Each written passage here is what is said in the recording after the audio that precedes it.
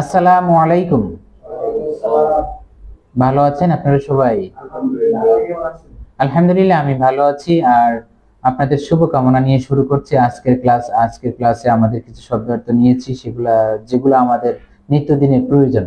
তো কাছে দূরের যেখান থেকে আমাদেরকে দেখছেন বা দেখবেন, আপনাদের সবার জন্য আমাদের আন্তরিক অভিনন্দন এবং মোবারকবাদ। তো আমরা আপনাদের কাছে সর্বোচ্চ চেষ্টা করি প্রতিদিন কিছু না কিছু নতুন শব্দ, কিছু না কিছু ভালো, আপনাদের ভালো লাগা, আপনাদের রুচিসম্মত কিছু দেওয়ার জন্য। তো আপনারা যদি আমাদেরকে কমেন্ট করেন বা আপনাদের যদি কোনো পরামর্শ থাকে, সেগুলো আমাদেরকে দিতে পারেন আপনারা। আমরা আপনাদের পরামর্শগুলো মূল্যায়ন করবো ইনশাআল্লাহ। তো যাই হোক, আজকে শুরু করছি। আজকে প্রথমে আছে আমাদের আর ইউ ওকে।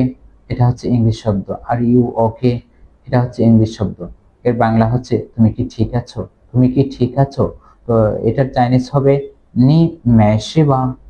নি মেশিবা, নি মানে আপনি, মেশি মানে ঠিক আছেন কিনা। মেশিবা মানে হচ্ছে বা শব্দটা হচ্ছে শব্দের শেষের দিকের মা যেমন প্রশ্নবোধক, বা শব্দটা এখানে আসছে, এটাও ওই রকম ওই টাইপেরই প্রশ্নবোধক। তো তারপরে হচ্ছে আমরা দ্বিতীয় নম্বর হচ্ছে are you busy. Are you busy, এটা হচ্ছে ইংলিশ শব্দ। বিজি মানে ব্যস্ত।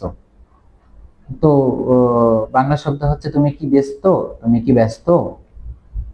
এটা চাইনিজ শব্দ হচ্ছে নি মাংমা। নি মাংমা, মান শব্দের অর্থ হচ্ছে ব্যস্ত। নি মানে হচ্ছে আপনি, মান মা, মা শব্দটা হচ্ছে প্রশ্নবোধক, সব জায়গায় প্রশ্নবোধক। তো নি মাংমা, তুমি কি ব্যস্ত, এইটা হচ্ছে বাংলা। তুমি কি ব্যস্ত, এই এই বাংলার চাইনিজ হচ্ছে নি মাংমা। তারপর 3 নাম্বার আছে are you happy. Are you happy, তুমি কি খুশি, তুমি কি খুশি। এই চাইনিজ হচ্ছে নিখাই সীমা। নিখাই সীমা, তুমি কি খুশি। নিখাই সীমা, নিখাই সীমা। খাইছি শব্দের অর্থ খুশি। নি আপনি একই, আর হচ্ছে মা শব্দটা প্রশ্নবোধক। তো এরপর হচ্ছে আপনার এরপরের শব্দটা হচ্ছে আর ইউ টায়ার্ড।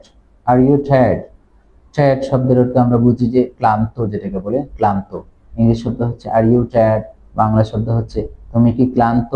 এর চাইনিজ শব্দ হচ্ছে নিলেমা। নিলেমা, নিলাইপুলে, তুমি কি ক্লান্ত নাকি। নিলেমা, তুমি কি ক্লান্ত। এইভাবে হচ্ছে যদি আপনি ক্লান্ত থাকেন তাহলে বলতে পারেন না ওয়া মেইলে, ওয়া মেইলে, ওয়া পোলে, ওয়া পোলে, ওয়া পোলে মানে হচ্ছে আমি ক্লান্ত না। তারপরে হচ্ছে I can do it. I can do it, এটা তো খুব বেসিক্যালি একটা শব্দ, ইংলিশ শব্দ, খুব পরিচিত, মানে আমরা সবাই এটাকে কম বেশ করে বুঝি। এর অর্থ কি, আমি এটা করতে পারবো বা আমার পক্ষে এটা সম্ভব, এরকম। তারপর হচ্ছে এর চাইনিজটা হচ্ছে ওয়া নংজোয়া।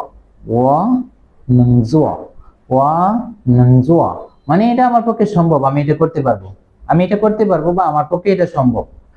বাস, এতটুকুই ছিল আজকের ক্লাসে। তো আরো অনেক কিছু, আরো অনেক সুন্দর সুন্দর শব্দ নিয়ে আসবো আমরা আপনাদের সামনে অন্যান্য সময়ে, এবং ধারাবাহিকভাবে সবগুলা আমরা চেষ্টা করব সবগুলা শব্দ যেগুলা প্রয়োজন আমাদের সামনে নিয়ে আসার জন্য।